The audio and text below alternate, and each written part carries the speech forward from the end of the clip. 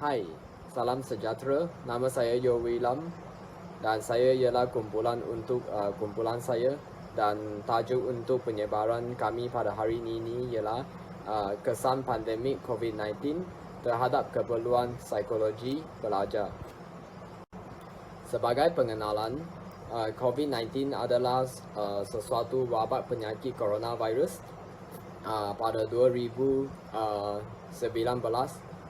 berpunca dari negara China dan sudah menjadi duri dalam daging pada 2 tahun di Malaysia. So COVID-19 ini memang membawa banyak kesan buruk kepada manusia dan untuk tajuk kami hari ini kami akan fokus pada kesan terhadap psikologi pelajar. Saya akan membentangkan sejarah virus yang melanda dunia. Virus pertama ialah wabak maut hitam. Ia berlaku di Afro-Eurasia antara tahun 1346 hingga 1353 tahun. Maut hitam telah menyebabkan kematian 75 hingga 200 orang mati. Asal virus ini dianggap daripada China. Semasa orang Mongol datang ke Eropah, mereka menyebarkan virus ini dengan menggunakan perangkuman, meracun sumur dan merumpukan mayat yang berpenyakit ke kota-kota semasa pengepungan. Ini menyebabkan kawasan jangkitan besar pada masa itu. Maut hitam telah memberi banyak kesan kepada masyarakat abad pertengahan Eropah termasuk sosial, ekonomi dan politik. Virus kedua ialah penyakit cacar atau dalam sebutan bahasa Inggeris smallpox. Asal-usul penyakit cacar ini tidak diketahui, tetapi penemuan ram seperti cacar di Mami Pharaoh Ramses V di Tamadun Mesir menunjukkan bahawa cacar telah wujud sekurang-kurangnya 3,000 tahun. Penyakit cacar dianggap telah mengambil nyawa seramai 300 juta orang pada abad ke-20 dan sekitar 500 juta orang dalam 100 tahun terakhir kewujudannya. Pembelosan laluan perdagangan selama berabad-abad juga menyebabkan penyebaran penyakit cacar ini ke seluruh dunia. Tetapi virus ini telah dihapuskan pada tahun 1980 setelah program vaksinasi yang berjaya dilaksanakan di seluruh dunia. Akhir sekali, virus melanda dunia ialah Spanish flu. Asal-usul Spanish flu tidak diketahui, tetapi didapati kes pertama dilaporkan di Camp Funston di Fort Riley, Kansas pada 11 Mei 1918 tahun. Kini saintis percaya bahawa tentera yang dijangkiti menyebarkan penyakit ini ke kamp tentera lain di seluruh negara kemudiannya merebak ke luar negara. Berlangsung dari Februari 1918 hingga April 1920, pandemik sersama telah menjangkiti seramai 500 juta orang, ya sekira-kiranya 1/3 daripada penduduk dunia pada masa itu.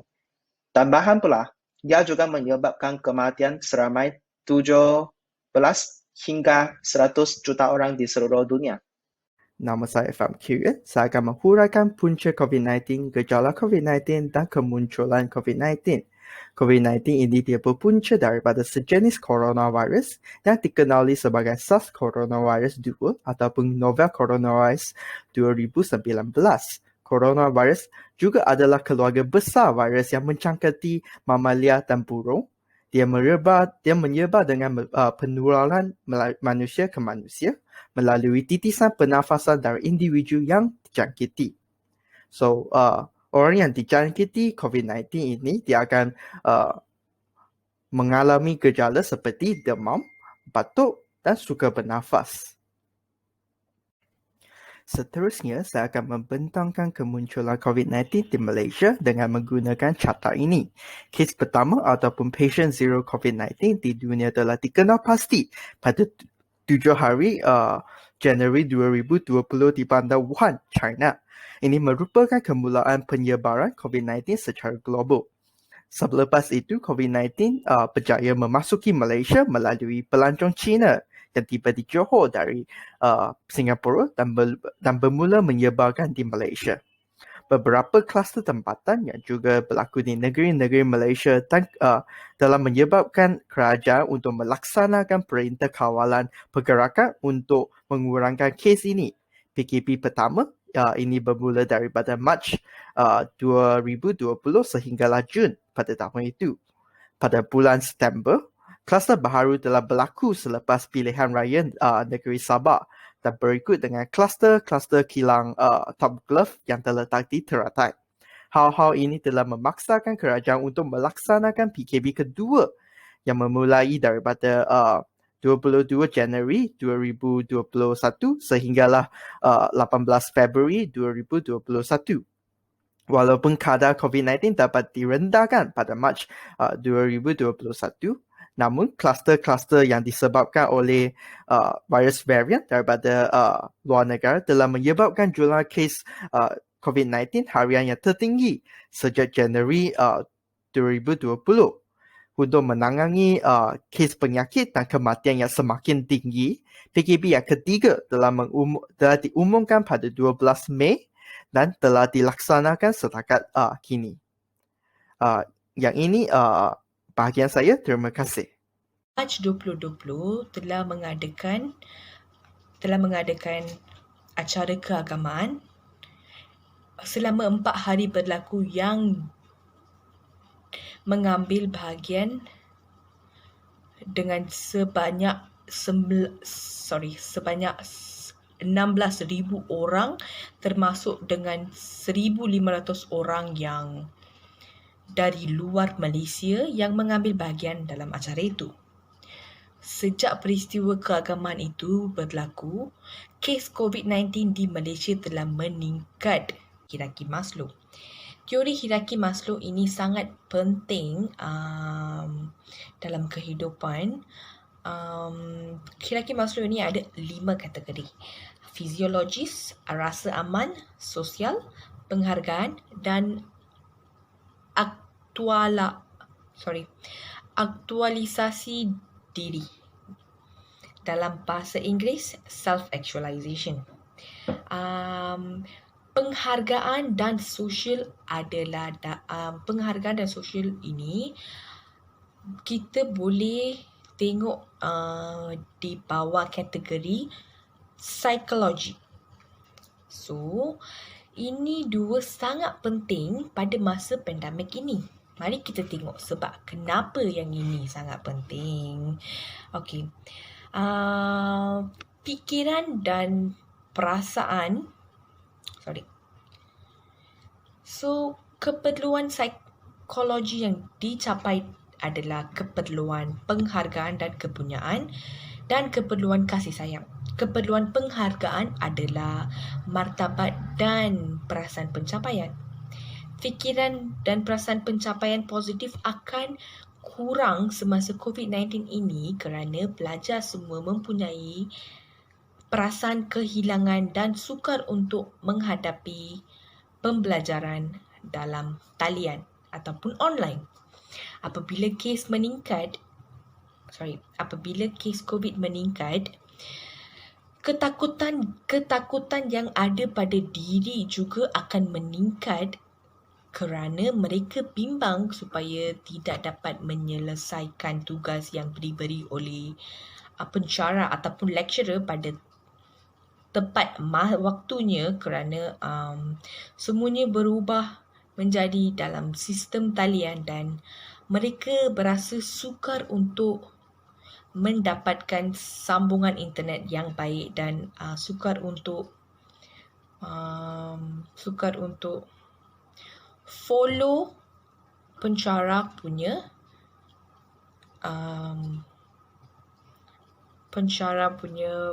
latihan ataupun ajaran dalam talian.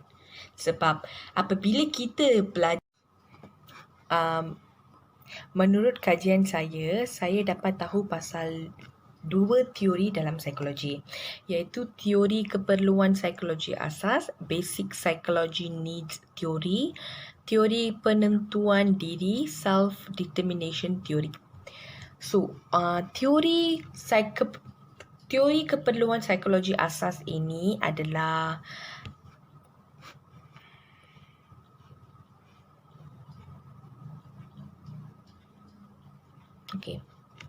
So, dalam teori keperluan psikologi asas, mengatakan bahawa autonomi dan teori keperluan psikologi asas iaitu Basic Psychological Needs Theory mengatakan bahawa autonomi, hubungan dan kecekapan adalah keperluan psikologi asas bagi pelajar di sekolah ataupun dalam kes kita pelajar di universiti ataupun kuliah. Dalam artikel dalam Front Public Health article disebutkan bahawa literatur terkini mengenai keperluan asas telah menunjukkan perbezaan. Untuk metodologi, tinjauan dalam talian yang sederhana dilakukan. Pautan ke social studies dihantar kepada pelajar sekolah menengah dan pelajar universiti. Pelajar diminta mengisi borang persetujuan. Setelah bersetuju, mereka kemudian diarahkan ke halaman dengan soalan. Soal selidik mengambil masa lebih kurang 1 minit untuk diisi. Hai, saya Yujali dan saya akan membentangkan bahagian perbincangan. Pertama sekali, carta di sebelah kiri menunjukkan bahawa 56% responden merupakan lelaki, manakala 44% responden merupakan perempuan. Carta di sebelah kanan pula menunjukkan bahawa majoriti responden iaitu 96% orang berumur antara 18 tahun hingga 29 tahun. Selain itu, carta di sebelah kiri juga menunjukkan bahawa majoriti responden iaitu 94% orang merupakan pelajar college atau universiti. Carta di sebelah kanan pula menunjukkan bahawa responden-responden universiti kami berasal dari pelbagai kursus. Seterusnya, saya akan membincangkan tentang bahagian 6.1 iaitu pengenalpastian latar belakang terbentuknya COVID-19. Menurut kepada carta ini, kami boleh melihatkan bahawa majoriti responden iaitu melebihi 80% orang berpendapat bahawa simptom-simptom COVID-19 yang paling biasa ialah demam, kesukaran bernafas, kehilangan deria bau dan sakit tekak. Selepas itu, carta ini menunjukkan bahawa kebanyakan responden iaitu melebihi 50% orang berpendapat bahawa golongan yang berisiko tinggi dijangkiti COVID-19 adalah pesakit dengan daya ketahanan badan yang rendah, warga emas, pesakit dengan penyakit kronik dan kanak-kanak. Kemudian, berdasarkan kepada carta ini, kami boleh melihatkan bahawa kebanyakan responden iaitu 96% orang berpendapat bahawa negara penyebaran COVID-19 terawal ialah China.